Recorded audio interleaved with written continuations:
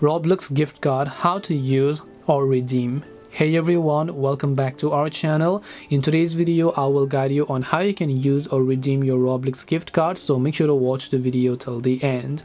In order to use or redeem your Roblox gift card, it's actually quite very simple to do so, because all you have to do is simply go ahead and then first of all make sure to basically launch your browser, and I will also make sure to drop this link below where what you need to do is just go to roblox.com/redeem.